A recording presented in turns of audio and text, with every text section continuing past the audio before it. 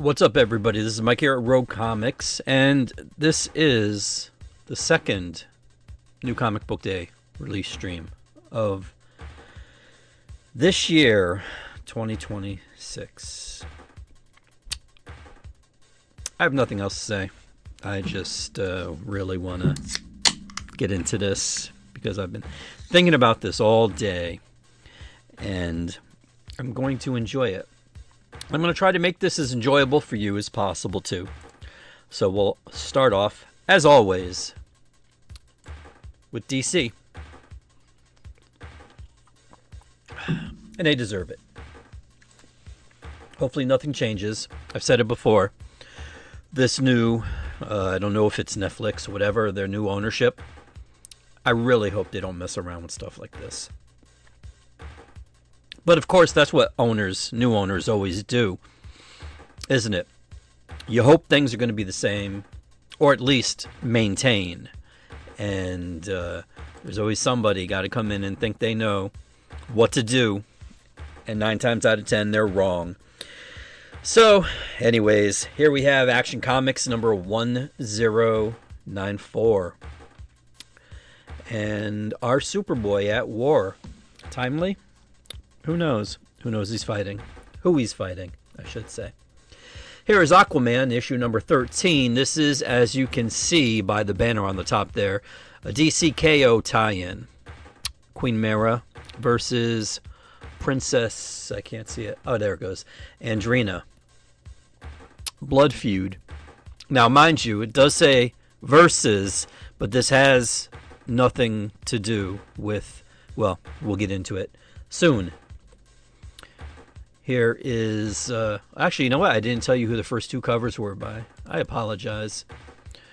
This one is by Kyun Young and I hope I am saying his name right. I'm not slaughtering it too badly. But there, those who criticize him for only drawing women, there's Arthur. You're welcome. Batman and Robin, issue number 29, featuring, as you can see on the cover there, the return of Scarface. Technically, it's not just Scarface, but you know. Nimit Malavia and Fico Ossio is doing the art. And not Daniel. I always default to Daniel. Philip Kennedy Johnson, not Daniel Warren. It's handling the writing for, I think, one more issue, and then it's done. So that would make this the penultimate issue, which is one of my favorite words to say on a stream. Don't know why. Actually, you know what? Last issue, the previous issue that I did, Aquaman, is nothing compared to DCKO number 3. You don't want to miss this one. And if you've been keeping up with it, you know the first 2 issues were pretty good too. This one continues that tradition.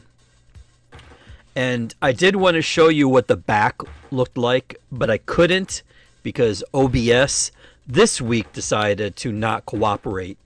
And it kept doing that thing when you have the 2 images, the wraparound, you show the front and the back.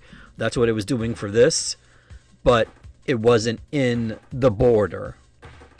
And I even tried shrinking it, and it wouldn't do it, and I had no patience.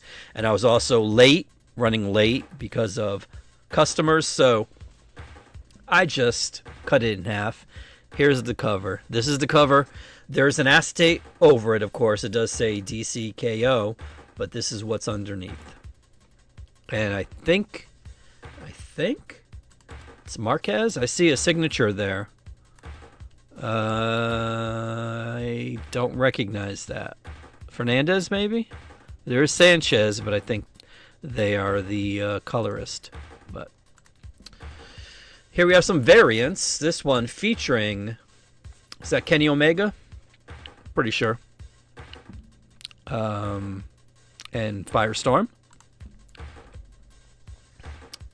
Here we have Lobo, and I think this is Ben Oliver, yes. Oh, and the previous cover, do I really have to tell you this was Dan Mora? I don't. Do I? Do I really? Guess what? This is Dan Mora. Now that I think about it in retrospect, I probably should have made this the thumbnail. This is Zatanna, obviously. And the cover was by Carla Cohen. And yeah, it was either this one or the one I went with. This one, well, I'll explain it when I get to the thumbnail. But yes, this was a really nice cover. And then we have this one here. Superman versus Guy Gardner by you know who, Dan Mora. Here we have Green Lantern Corps, issue number 12. And let's see who did this one. This one was by Fernando Passarin and Auclair Albert and Arif Prianto. Interesting. So, artist, inker, colorist, maybe? 3 people? Here we have Supergirl, number 9. And unfortunately, the cover is by Sophie. The art on the interior is not. However, it's by I think Joseph Quinones. I think it's Joe. Almost positive. So hey, I mean, it might not be Sophie, but I mean, that's the thing about this title. When it hasn't been Sophie, the art has been close to approximation Sophie's. So I'll take it. Just don't end it, please. Here we have Wonder Woman Black and Gold 2026 special. This cover, I can see Cliff Chang, and I'm trying to see up here. Oh, it's 2020. Okay. And then there, last but not least, this one. Whoops. Wait, how come it didn't? That's weird. Okay, sorry. Last but not least, there's this one here. This is by Mitch Gerads.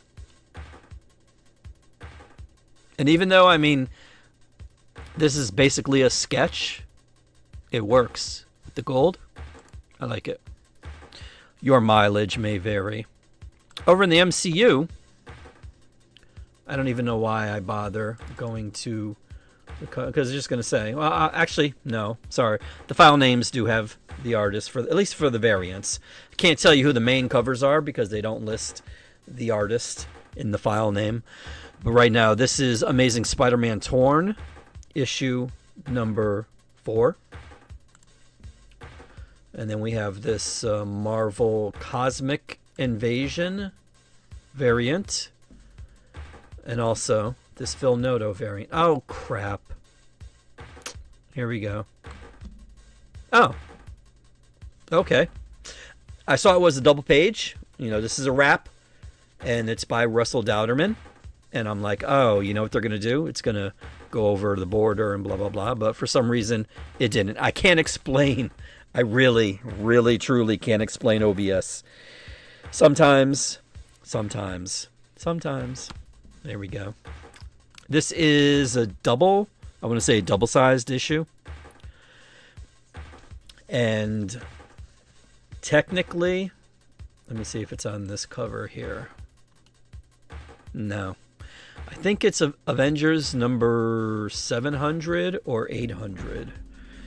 Let me see. Maybe. Why does it keep asking me? Stop. It is in the hundreds. I don't know which hundreds it is as I stall. 800. So it's Legacy issue 800, but they didn't do what they did with Venom where they switched to that number. Instead, they're going to keep going with this damn double-digit nonsense. So, number 34, or AKA 800. it's a triple digit when it matters, when you can double size it and do an anniversary thing. Otherwise, they're going to go back to this stupid renumbering, which I really, really don't like. But what I do like is this X-Men trading cover variant by Alessandro Cappuccio. I don't know how to say his name. But this is Storm, obviously. Now, you may be wondering why there's an X-Men trading card variant on an Avengers issue. Well, Storm is also in the Avengers. So there you go. Don't ask dumb questions. Battle World number 5. Pretty sure this is the final issue. Almost positive. Let's see. I don't know why I do this. Why do I do this? Battle at the end of the world in this cataclysmic finale. There you go. Last issue, number 5. 5 of 5. And here we are. We arrived at the thumbnail. I couldn't. When I saw this during the FOC, I'm like, this is a nice cover. Now, there were a couple other contenders. Definitely the Zatanna. And then there was one or two over here. But I had to go with Felicia and Matt. Now, finding a variant, a Virgin variant, where there was no logo or the UPC or that little Marvel with the number and the artist and the writer and all that nonsense, impossible. Adam Hughes doesn't post on social media. Wish I could do that, but I can't. So what I did was there was a version of this on Marvel.com which didn't have the UPC, but it did have the number 6, the Marvel and the artist and all that and the writer. So what I did was I used Photoshop. They have a little AI thing. It did what it did. I did what it did. I couldn't do anything about the black cat. That's part of the cover. So technically this is the first thumbnail with text in there. Here we have the Clayton Crane variant. That's all it's called, Clayton Crane. And then we also have this David Nakayama variant. But I do like the way Felicia looks here. And here. Oh, and here too. Doctor Strange number 2 is right here. There's a signature down there, but I don't know. Horley,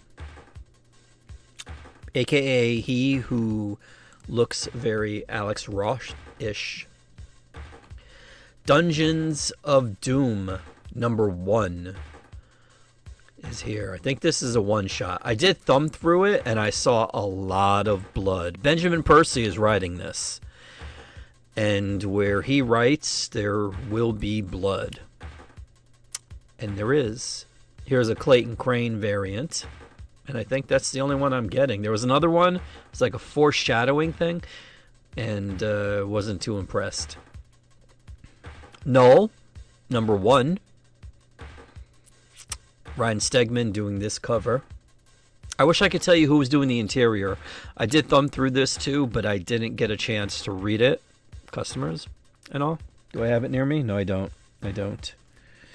But I do know Al Ewing is writing it.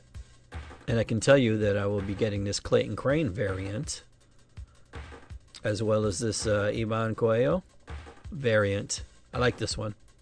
And I also like this Mike Walsh variant. Now, you might look at it and be like, nah, it's kind of basic. However, this is a foil variant.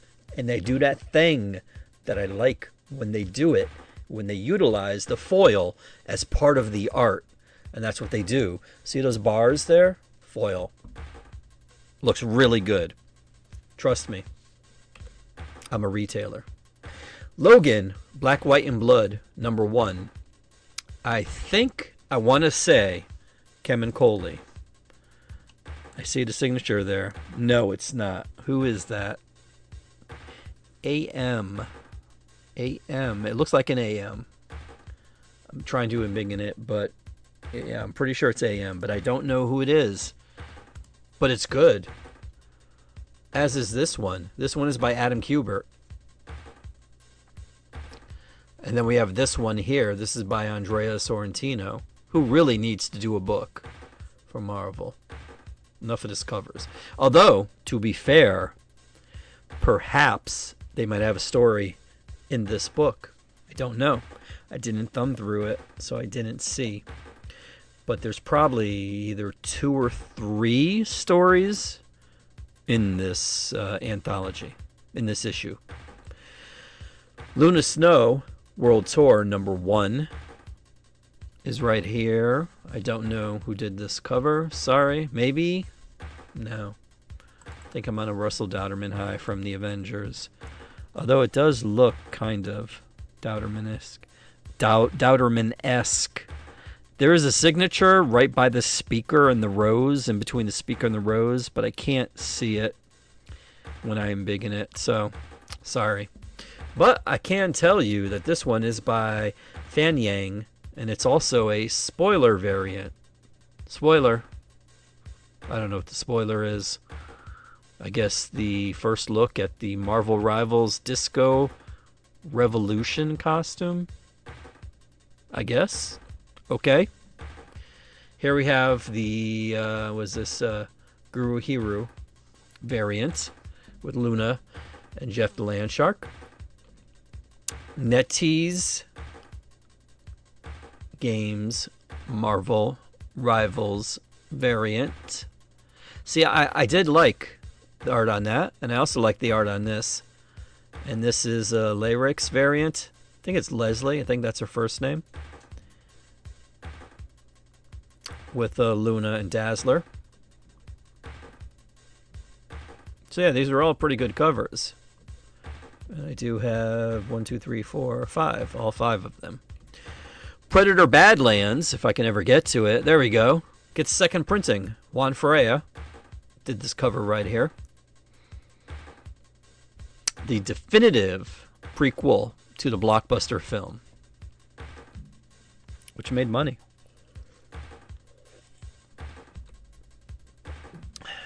Here we have Psy, Dimensional Rivals.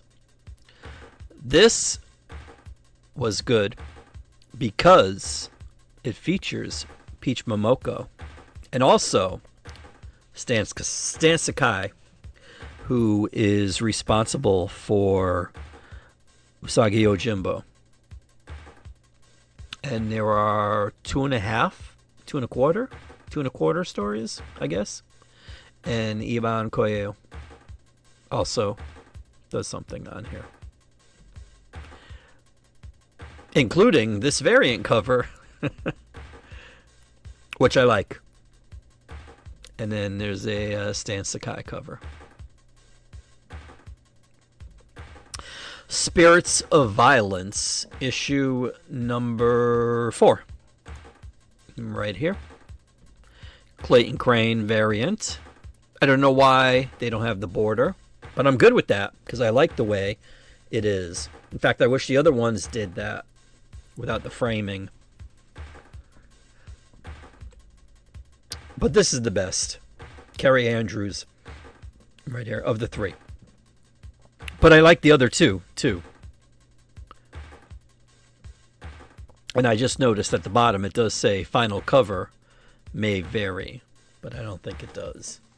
And now, because I'm built like this, my dumbass has to. Why am I like this? Let's see. This one shouldn't be too hard. A couple buttons, and there it goes. Let's see. Spirit of Violence. Whoops. Nope. We're doing the Carrie Andrews variant. Damn, there was a 1 in 50 variant for this. Jeez.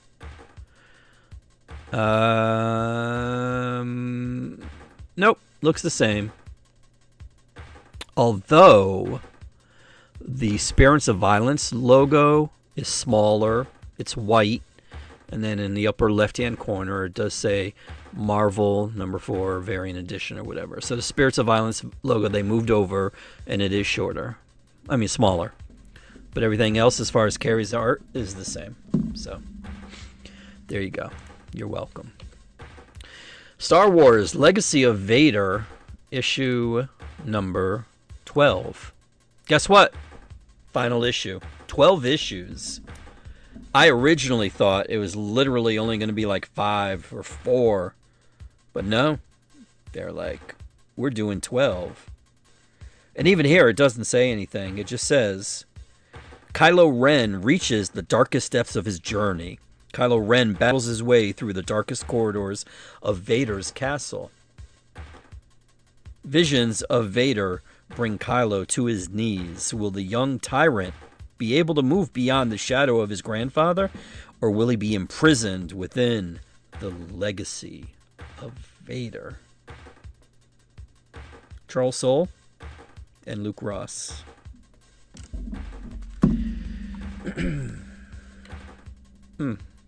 The Ultimates, number 20, explaining what happened at the end of issue number 19. And all you need to know is what you see on the cover here. Salvador LaRocca does this variant here, and then In-Hyuk Lee does an Ultimate special spoiler variant. Look at that.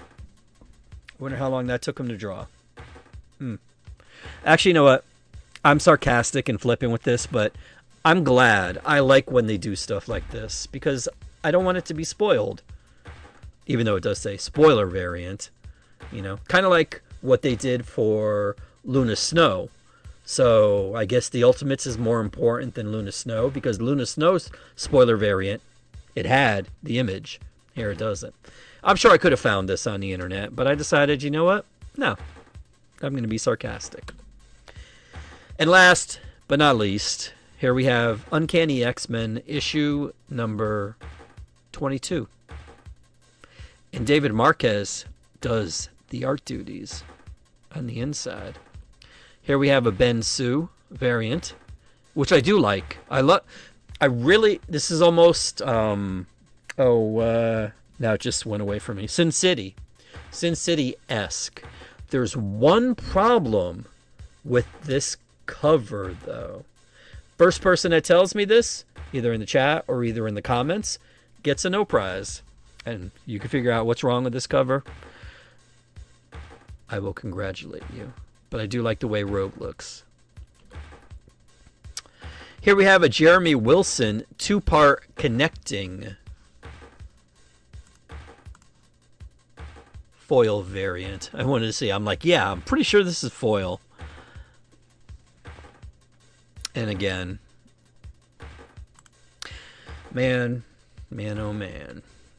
And last, as far as Marvel's concerned, here we have the Clayton Crane variant with the border for some reason.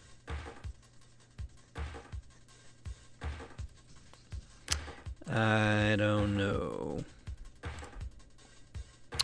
Over in the Indies, we got Beneath the Trees Where Nobody Sees, Rite of Spring, number 5. Could this be the final issue? I think it may. Oh, no, I do not want to open the Yankees. Here we go. Let us see. IDW.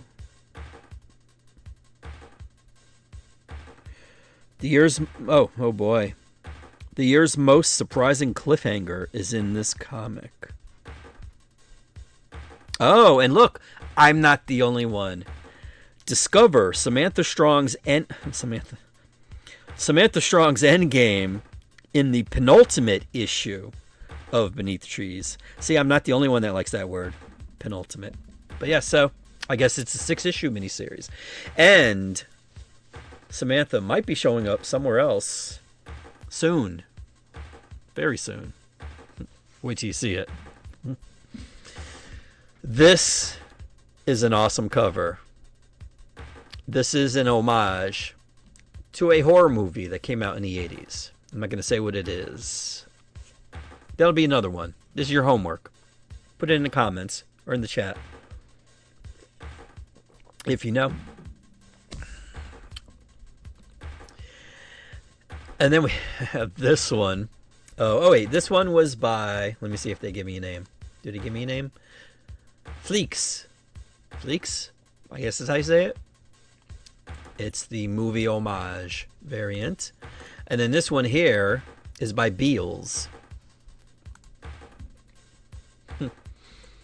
Actually, I gotta tell you, this series, even the first one that they did, the variant covers were awesome. Here we have Cyberpunk 2077 Chrome #1. And I guarantee if you buy this issue, there will be no errors. You'll be able to read it.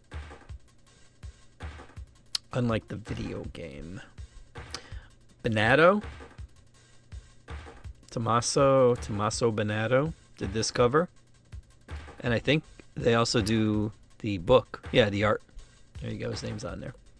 And then there's this one by Francesco Francavilla. I like his stuff. Some people may not, but I don't care about them. It's very throwbacky or, you know, old school. Retro. This is not a comic book. And it should have been at the end, but for some reason it wasn't. But K-pop Demon Hunters official poster book with over 35 pull-out posters. And I only got a couple of these.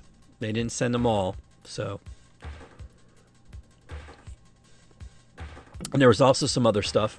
See, this goes to show you how much planning goes into this stuff, because Netflix didn't know what was going to happen with this, nor were they prepared for the marketing and all that other stuff. Or sorry, not the marketing, the merchandising and stuff like that.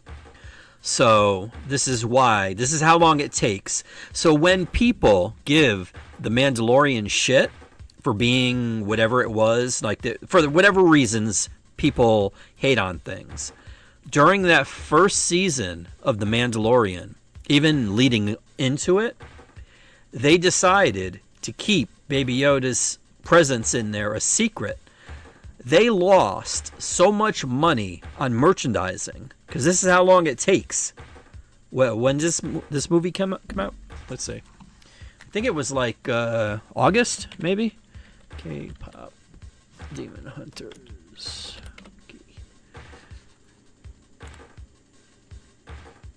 It came out...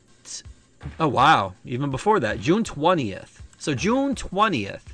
Whoops. Sorry, I didn't mean to go ahead. And only now are we seeing the merchandising hit. And I'm sure there's been action figures or something like that that they had to like rush to manufacture and all that. But that's how much time it takes to do this stuff. So I don't know why, but Mandalorian I think was just on my brain because people like were really annoyed that there wasn't anything to buy during Christmas when season 1 premiered. And that's because, well, they didn't want the toys spoiling anything that was going to happen. Because toys do that a lot. You'll look in the back and it'll have, like, the action figures, either the characters or the variants or whatever, you know, or synopsis or something. It's terrible. And as you saw already, Teenage Mutant Ninja Turtles number 14. Continuing. Who is it? I can't see it. It's small. Oh, there we go. Yang and Freddie Williams. Gene Luen Yang. And then we have this cover. Oh, this cover, let me see. I think they do tell me who this is by. Williams. Okay, so that was Freddie Williams right there. And then this one here is Eastman and Bishop. And then we got this one here by Cullum. Although, to be honest with you, I would go with either this one or this one.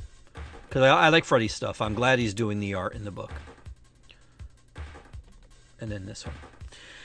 And last, but most definitely not least, Teenage Mutant Ninja Turtles number 5. cover A, by Dooney and Lawson. Jim Lawson also does the art in this book. And Peter Laird is the writer. And there's also Eric Talbot. Actually, I think Eric Laird and Lawson might also write. I don't think it was just Laird. But whatever. It's the Turtles. What does it matter? You know? Come on. And that, my friends, brings us to the end. If you've been hanging out, thanks for doing that. Thank you to the 4 individuals who liked the stream. Much appreciated. And, oh, yay. We just acquired Ryan Weathers from the Marlins. Yay. Yankees haven't done anything, but whatever. Okay, comics. Yes. So thanks for watching. As I've said, if you see something, say something, let me know. This is the place. Direct.me/RogueComics for the lazy, like myself. That's why I did it. All you got to do is go there. There's buttons. You can get in touch with me, whatever social media you might be on. I really got to get rid of my voice in my head because it's really annoying me. There we go. So what you do is you hit a button and you can get in touch with me. That's it. Simple. No typing, no nothing.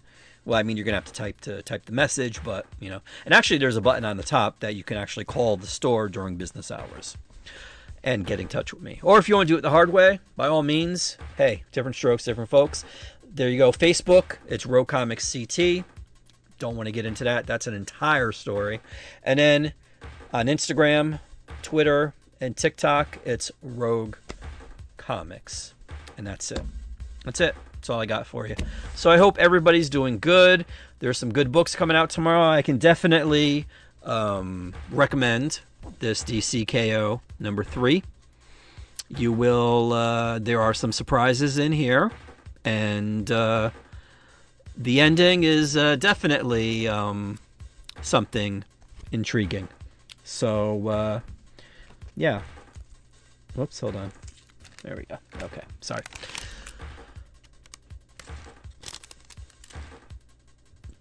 That's it. Thanks for watching. Appreciate it. If you'd like, let me know what you're getting in the comments. I do read them when I get them, if I get them. Otherwise, thanks for watching. Have a great new comic book day tomorrow. And hopefully you'll see me next week. In the meantime, here's this.